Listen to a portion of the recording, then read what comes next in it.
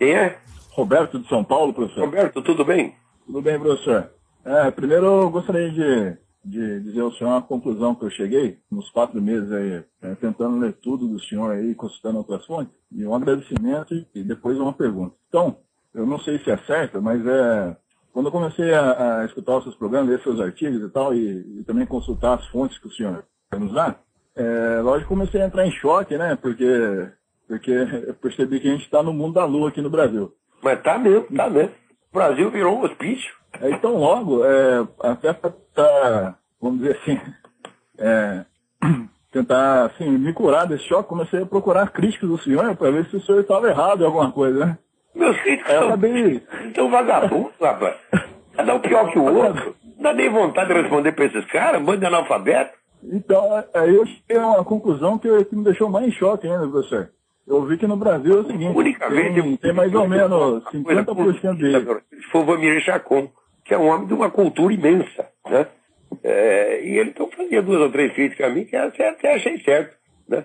Agora, esse pessoal aí, esse Oliveiras, porra, o Oliveiras tá gagá, minha gente. Ele também não pode dizer que ele seja um homem de cultura, porque ele fez a cultura dele lendo autores de 5ª categoria. Lendo Rousseau, Maquiavel. Se você der um livro de Aristóteles para ele morre na 5ª página, né? Então, no Brasil, intelectual é assim, né? Então, eu digo, nunca houve um crítico que valesse a pena prestar atenção. Eu, quando respondo ao crítico, não é por causa dele, não. É só para aproveitar a oportunidade de ensinar outras coisas a pessoas corretas e inteligentes que estão me lendo. Agora, discutir com o doutor Emir Sader é uma vergonha. Eu consenti em fazer isso várias vezes, morro de vergonha. Mas continue aí. Então, por isso mesmo, professor, vamos dizer assim, eu entrei mais em pânico ainda, porque, vamos dizer, eu sou engenheiro, então, assim, lógico que engenheiro tem essa dificuldade prática de aplicar lógica em linguística, né? Mas um pouquinho de lógica a gente aprende, né? Até pela... Olha, vou dizer uma coisa para você. Os meus melhores alunos vieram de faculdade de engenharia, faculdade de física, né? E faculdade de ciências naturais. Da filosofia e letras, só vem maluco. Então, eu comecei, a tentar, vamos dizer assim, por causa do choque que eu entrei com a realidade, né? Na procura dos críticos do senhor, eu comecei a ver que os caras não eram burros, não. Burro sou eu, que escuto o senhor e consigo entender. Os críticos do senhor são débil mental, professor. Eles não conseguem formar uma frase com isso, professor. Mas é esse que é o problema. Esses caras me desmoralizam, você está entendendo?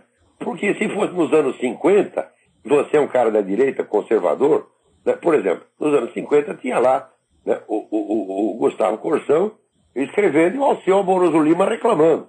Ele disse, mas eram 2 pesos pesados, tá entendendo? Agora, hoje, você vai ser criticado por quem? Só por cretino, porra.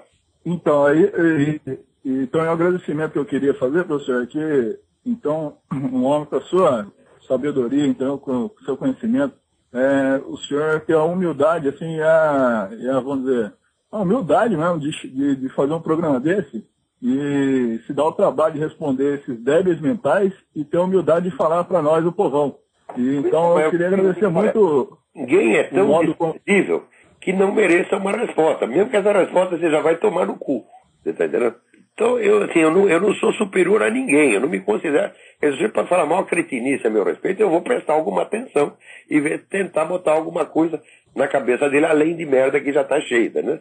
Então, quer dizer, eu não sou desses caras de se fazer de superior e falar, não, o que vem de baixo não me atinge. Quem fala que vem de baixo não me atinge é porque nunca sentou num formigueiro, nunca teve hemorroida, nunca levou o pé no saco. Né? O que vem de baixo atinge sim. Então esse é o agradecimento, professor. Muito obrigado pelo senhor ter essa paciência conosco aqui. E agora eu entendi por que o senhor não pediu para Deus a oportunidade de explicar o seu entendimento, mas ele está te dando pela humildade do senhor. Então, muito obrigado. A pergunta é a seguinte. Quem agradece sou eu. A pergunta que eu quero fazer é o seguinte. Quando a gente começa, então, eu não queria isso aí, eu não queria ter que estudar, ser um historiador, não pretendi isso aí, mas para entender um pouquinho do mundo, a gente tem que ser agora o próprio um filósofo, um historiador, né? Porque não dá para acreditar em uma letra do que sai no jornal. Então, quando a gente começa a aprender as coisas, a gente se sente a obrigação de esclarecer as pessoas ao redor. Eu tô com dificuldade imensa, tô levando porrada tudo quanto é lado, tô perdendo amizade. Eu queria... 50, 40 anos atrás, a mídia ainda era relativamente confiável. Havia distorções, havia mentiras, mas agora não. Agora você tem uma mentira uniforme. Porque todos esses jornais, todos eles dependem de propaganda do governo, de ajuda do governo, estão carregados de dívida com o governo, né? Então tudo puxa saco. Então eles mentem uniformemente, então não dá para acreditar mais em nada. Mídia brasileira, meu filho, não dá para você limpar o cu com o jornal brasileiro, não dá para isso, porque o seu cu é um lugar de respeito, você está entendendo? Eu sempre penso assim, né? Bundinha que mamãe passou talquinho, eu não vou limpar com essas porcarias aí, que vai só macular, né? O meu distinto cu, você tá entendendo? Então, não use nem para limpar a bunda, meu filho. Perfeito, professor. Vou fazer a pergunta e vou desligar para dar a oportunidade. A pergunta é o seguinte: para a gente aqui que está aprendendo as coisas, não tem a eloquência do senhor, não tem a capacidade de discurso que o senhor tem, como a gente deve agir para tentar esclarecer as pessoas ao nosso redor? Obrigado, professor. Ora, em primeiro lugar, Roberto, você tem que estudar, vamos dizer, a própria arte da persuasão. Sem isso não dá nem para começar. Porque os camaradas não precisam ter arte da persuasão nenhuma, porque eles têm volume, eles têm número. Então aparece 1 milhão de sujeitos mentindo, não precisa mentir com eloquência, não precisa, né? Não precisa provar nada, né? Então você tem que estudar, fazer a ciência do discurso, né? Eu te recomendo os livros de um autor chamado Mortimer J. Adler, A-D-L-E-R, né? Inclusive tem um livro dele que chama How to Talk, How to Listen, né? Ou How to Speak, How to Listen.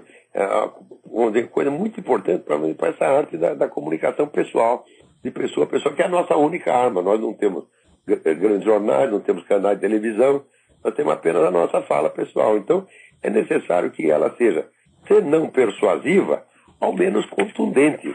Porque, às vezes, vamos dizer, um sujeito muito mentiroso, o cara que é intrinsecamente mentiroso, pervertido, você não consegue convencer. Então, você consegue inibir, intimidar e fazer passar vergonha. Na frente, então, eu frequentemente eu me lembro do Dr. Charcot, na Faculdade de Medicina, né, que ele pegava lá, por exemplo, uma doente histérica, botava na cadeira na frente dos alunos e mostrava as reações histéricas que a mulher tinha. Então eu estou fazendo a mesma coisa, eu pego o desgraçado, pôr na cadeirinha e mostro para os meus alunos. Ó, tá vendo como o sujeito é louco? Tá vendo? E eles veem que o cara é louco, então eles já sabem que não é para seguir aquele exemplo, tá certo? Então, alguns caras são intrinsecamente safados, outros ficam safados com o tempo que nem o Oliveiros. O Oliveiros já fez coisa boa 30 anos atrás. Agora que está metido falando o que não sabe. E eu estou redigindo aqui umas observações, vocês vão ver que merda de raciocínio que é o dele. Um cara que tem obrigação de saber mais, né? Então, eu sugiro essas coisas, quer dizer, e sobretudo, você estudar os próprios processos, vamos dizer, de manipulação de opinião, que esses camaradas usam para você poder desmontar isso. Isso aí, se você acompanhar nos meus artigos, você vai encontrar um monte de sugestões de livros a esse respeito.